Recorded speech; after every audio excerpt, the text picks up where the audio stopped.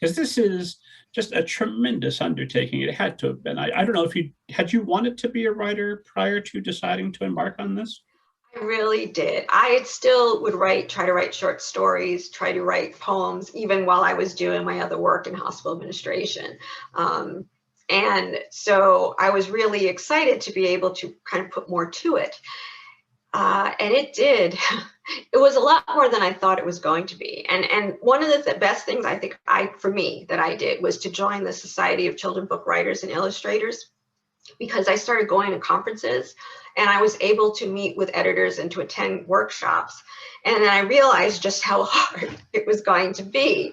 It wasn't just putting some facts together. And part of it too is the writing that I did was, I don't know, well, more fiction wise than historical. And even though it's historical fiction, I pretty much have an idea that I'm basing it on some of what she said, what happened to her, but the fictionalized is more or less the dates of when it happens in her life, some things I had to move around, or the conversations and some other scenes. But for the most part, with the historical fiction, and what worried me is that I need to get the history right.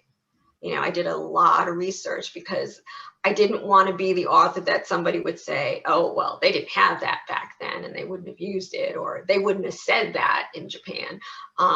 So it took me a long time to try to find the right sources and to find something in English about daily life in Japan. So during the war, it was not exactly easy. But oddly enough, eBay was my friend, and it had a lot of weeded out library books that had been translated, some of them that did talk about life during the war.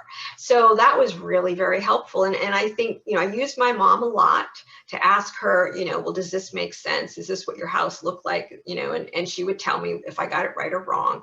And then I made a point of also reading other people's experience from the bombing so that I could kind of get a fuller picture, because I feel that everybody being in a different spot in Hiroshima or with your family, that I could get that kind of nuance to it as well. And it took, I do love to research, so I think it kind of takes you down that rabbit hole where you can spend hours on doing it. But the other piece of it is that my sickness started to progress a little bit more.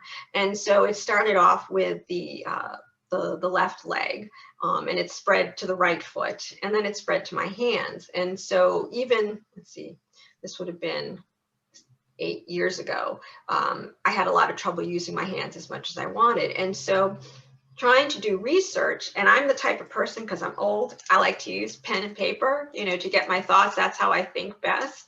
So it was a lot harder to do because I couldn't always hold the pen, and I couldn't always type. So when the pain would be too bad, I would just have to give it up and I wouldn't be able to do it. So that really got in the way. So I had to fight with that piece of it, because when you're in pain, you can't always think the way you would want to think clearly. And it takes a lot out of you. And so I really fought a lot with the physical side as well as trying to get all the research in for that.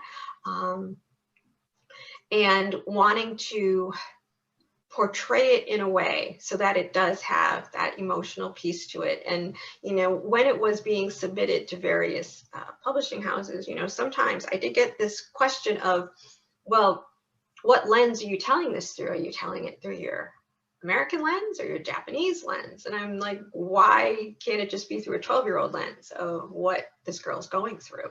I didn't want, it wasn't political. It wasn't a fact of saying do or don't. It was a matter of this is what happened. And I'm glad I stuck with that, because at times it was hard. You know, even my own father would tell me, I don't know if you should do this, you know, it could cause some problems. People may not like it. And it was tough to kind of fight through that. But my husband and my daughter, they were egging me on. I had friends that were, you know, on my side.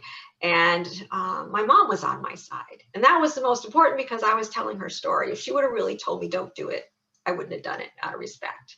But because she was willing to let that piece of her be seen, I felt that, you know, that was my mission at that time, was to get that story out there and to kind of fight for it in a way where a lot of the publishers wanted it to start after the bombing, but to me that doesn't tell the story enough. Everybody knows that the bombing happened, but they don't know what happened beforehand. And I think by being able to do that, made a huge difference. And to, you know, once I found the editor who was, who felt the same way, who wanted to be able to stick to some of the traditions in Japan, trying to make it seem as, to get the Japanese culture without it looking, without it being too much, without the conversations being too stilted, because the way they spoke was a little bit different. There was a lot more proper speaking than there was, you know, no contractions or anything like that. So it was a matter of trying to figure that out as well, and to make sure that the timeline would work correctly within that. So it was a very long process, but in the end, it was worth it. And I'm finding that it's going to be a long process with the second book also, which is why it's taken me so long to kind of get to that, because of the way my health has been. It's taken a toll on me. So it's not as easy to do what I would like to do. So.